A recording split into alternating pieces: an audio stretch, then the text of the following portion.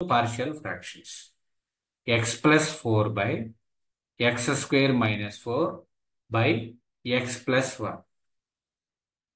ఇది స్క్వేర్ ఉంది, ఇక్కడ ఎక్స్ స్క్వేర్ మైనస్ 4 ఉంది.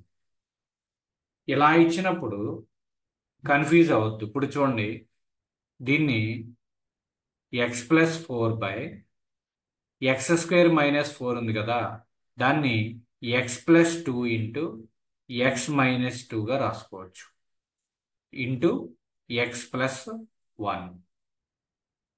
దీనికి ఇప్పుడు A by x plus 2 plus B by x minus 2 అంటే 3 terms plus C by x plus 1. అంటే ఎక్స్ వాల్యూస్ ఏమవుతాయి, -2 ఒకటి అవుతుంది, +2 ఒకటి అవుతుంది, 1 -1 ఒకటి అవుతుంది, అంతే కదా. ఏ దగ్గర ఏ క్యాలిక్యులేట్ చేసేటప్పుడు ఎక్స్ వాల్యూ ఎంత అవుతుంది, -2 అవుతుంది. బి క్యాలిక్యులేట్ చేసేటప్పుడు ఎక్స్ వాల్యూ ఎంత అవుతుంది, +2 అవుతుంది. సి క్యాలిక్యులేట్ చేసేటప్పుడు ఎక్స్ వాల్యూ ఎంత అవుతుంది, -1 అవుతుంది. ఓకే, నెక్స్ట్ ఇంకొకటి ఏంటి అంటే, ఇప్పుడు ఏ క్యాలిక్యులేట్ చేయాలి. ఏ ఈక్వల్ టు ఇక్కడ main numerator that is x plus 4 by A కాకుండా రిమైనింగ్ 2 ఉన్నాయి కదా, బి అండ్ సి, వాటికి ఉన్నటువంటి డినామినేటర్స్ తీసుకోండి. బికి ఉన్నటువంటి డినామినేటర్ ఎక్స్ మైనస్ 2, సికి ఉన్నటువంటి డినామినేటర్ ఎక్స్ ప్లస్ 1. సో దీంట్లో ఎక్స్ ప్లేస్లో ఎక్స్ ఈక్వల్ టు -2 సబ్స్టిట్యూట్ చేయండి. టెల్ మీ వాల్యూ ఏ వాల్యూ ఎంత.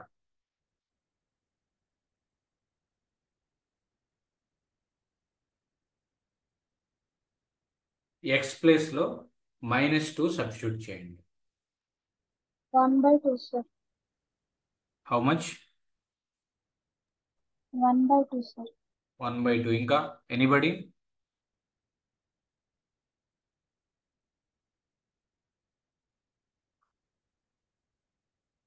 ఎక్స్ ప్లేస్లో -2 సబ్స్టిట్యూట్ చేయడం అంటే -2 + 4 బై ఇక్కడ ఎక్స్ ప్లేస్లో -2 ఇంటూ ఎక్స్ ప్లస్ 1 అంటే -2 + 1 అయింది.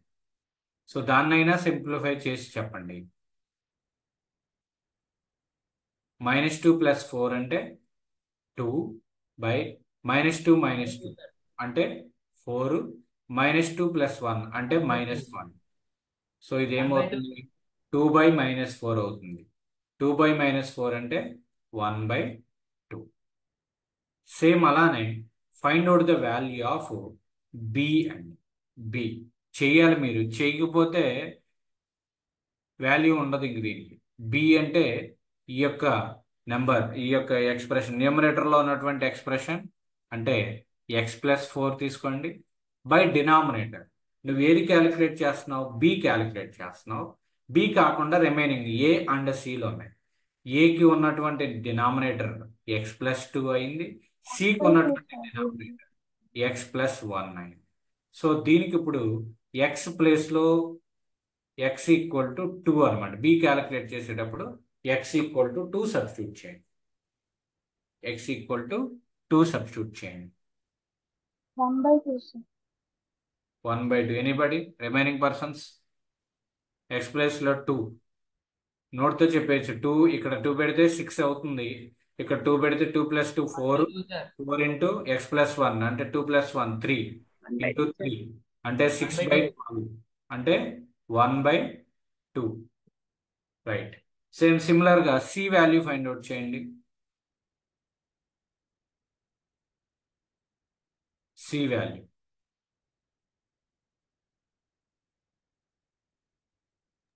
1 sir. C equal to what is the expression? X plus 4 by డినామినేటర్లో ఏం తీసుకోవాలి అంటే సి క్యాలిక్యులేట్ చేస్తున్నావు కాబట్టి సి కాకుండా ఏ అండ్ బిలో ఉన్నటువంటి డినామినేటర్స్ తీసుకోండి. ఏకి ఉన్నటువంటి డినామినేటర్ ఎక్స్ ప్లస్ టూ, బికి ఉన్నటువంటి denominator x minus two. So కాబట్టి ఇక్కడ ఏం రాస్తారు అంటే x plus two into x minus two, x plus two into x minus two అనమాట. At at x equal to how much, that is minus one. అంటే సికి ఉందన్నటువంటి డినామినేటర్ని తీసుకోవాలి. ఇది X equal to minus one. So ఆ x equal to minus one substitute చేయండి. -1 sir. ఎంతమ్మా? -1. +1. -1. Minus -1. -1. Okay, I will cross check. -1 + 4 by -1 + 2. -1 + 2 అంటే 1. అలానే ఇక్కడ -1 -2 అంటే -3.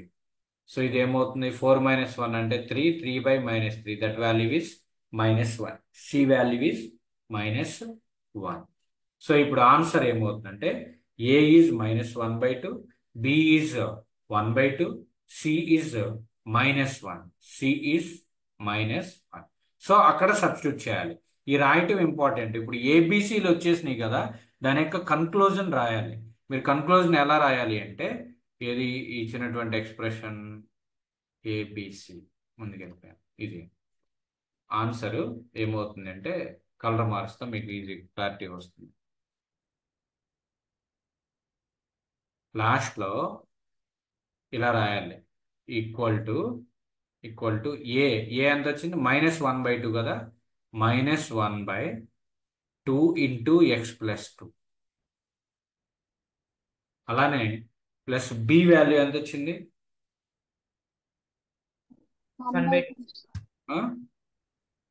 ఏ వాల్యూ ఏ ఎంత వచ్చింది? -1/2 ఏ -1/2నా 1/2నా? -1/2 sir. Minus -1/2. Okay, -1/2. Right. B value +1/2. 1/2 into x plus two. 1/2 into x plus two. Next C value -1 వచ్చింది కాబట్టి -1/x ప్లస్ 1. ఇలా రావాలి. అది డివిజన్. x -2 సార్ ఇక్కడ. X 2 into x. Second term, sir. Second టర్మ్లో okay, x -2. Okay, very good.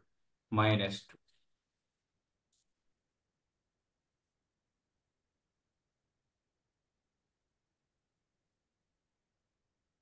2 into x minus